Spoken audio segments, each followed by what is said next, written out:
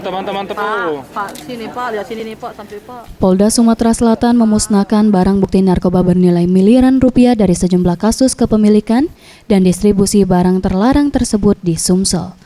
Semua barang bukti yang dimusnahkan merupakan hasil tangkapan Direktorat Narkoba Polda Sumsel pada bulan Desember 2017 hingga Januari 2018.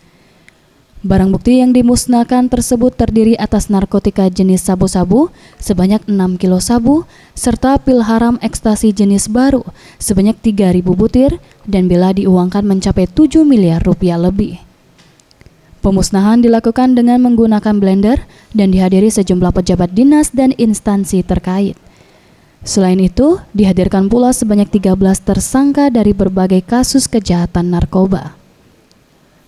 Saat disinggung kendala yang dihadapi dalam mengamankan bandar besar, Kapolda Sumsel, Irjen Pol Zulkarnain Adi Negara mengatakan, selain akan terus bersinergi melakukan pencegahan dan penggerebekan pengedar, pemakai dan bandar narkoba di wilayah Sumatera Selatan, pihaknya juga terus meningkatkan teknologi IT.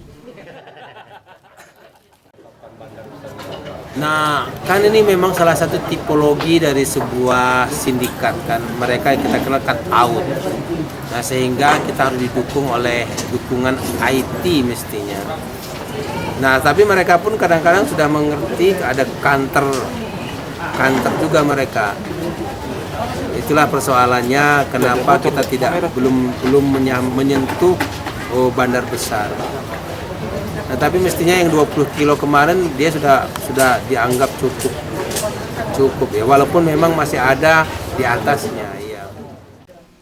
Tim Liputan Sriwijaya TV.